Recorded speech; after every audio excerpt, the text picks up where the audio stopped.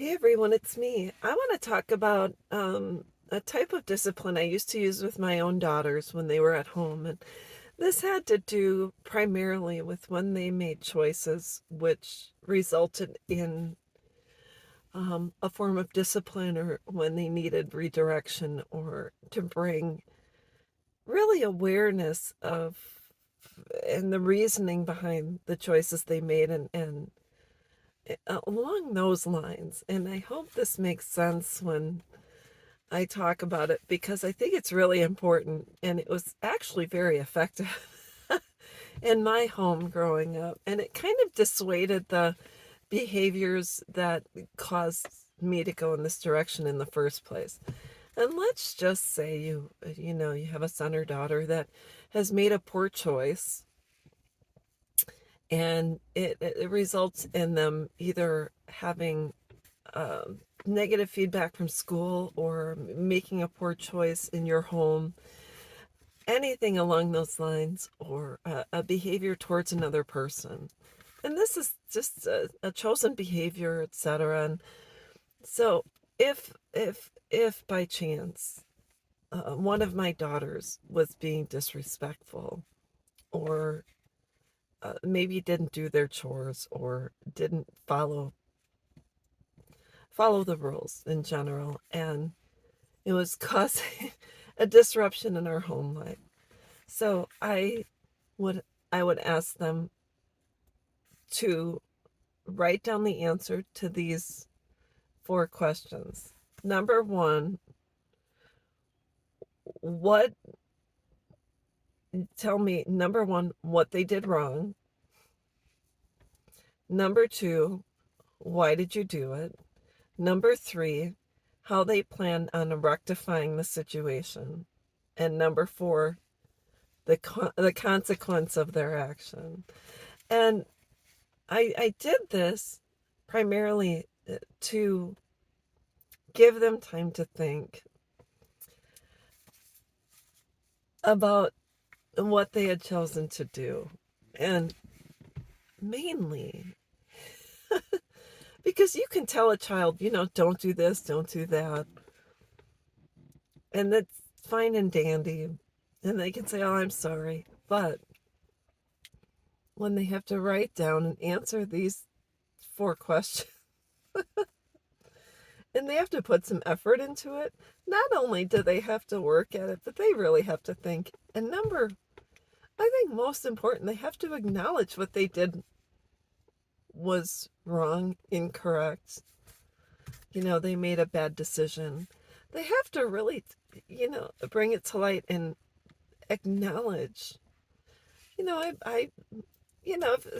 If someone purposefully pushes you, say, well, excuse me, and they're like, oh, I'm sorry.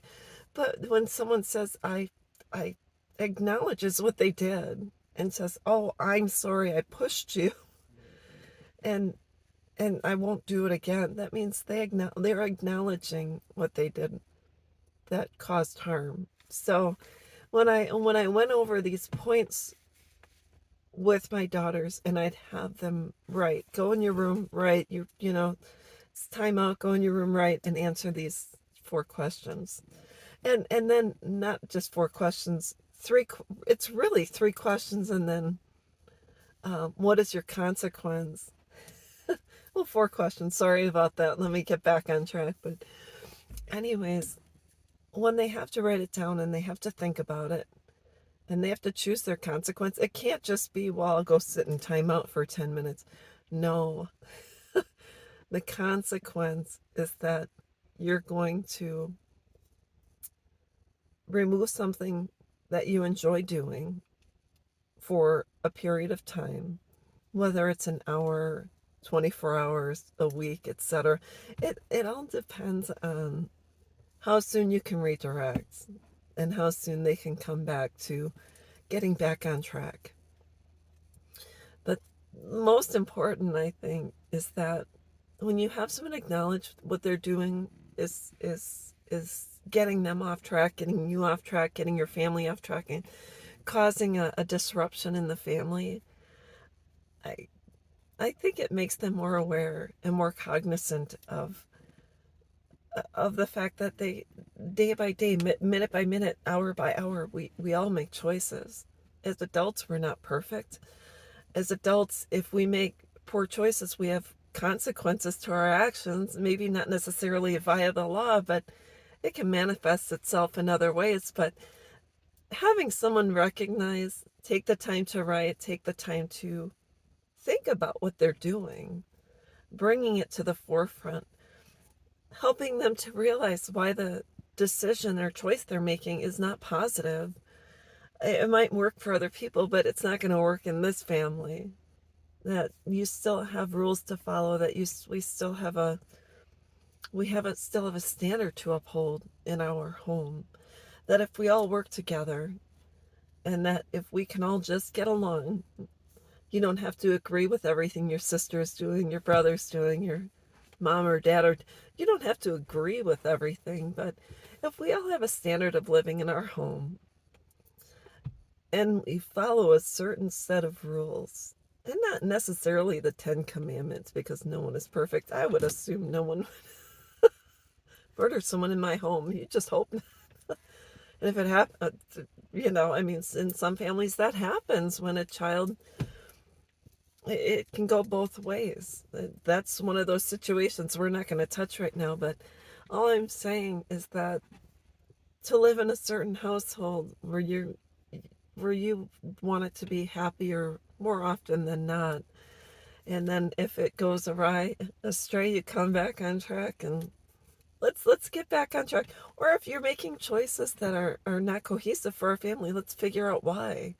Why are we not getting along? Why are we not talking? Why do you not want to be here? What is causing dissension in our family? And what am I doing as a parent that's causing you concern? I always said to my kids every couple of months, is there anything I can do different as your mom? If anything that we can address, that I can, because I'm not perfect. If I can do something that would make your life better within reason. I don't have $1 million, but what can I do? Well, it would cause our family to be more even killed as well. I mean, that's just the way it is. And sometimes kids, when they leave the house, they're like, oh, my life sucked. And they think, oh, I wish my mom would have XYZ. Well, it's sometimes you realize when you're gone that maybe your parents weren't perfect. And maybe after that, you can address certain things with which how you wish things would have went. So, anyways, that's all I wanted to talk about. I hope this helps someone, especially people who are rearing children. It's an effective way to discipline, and kids hate to write. They don't want to do homework. Real homework starts at home. So, anyways, that's all I wanted to talk about. I hope this helps someone, and I hope you're having a great day. Bye bye.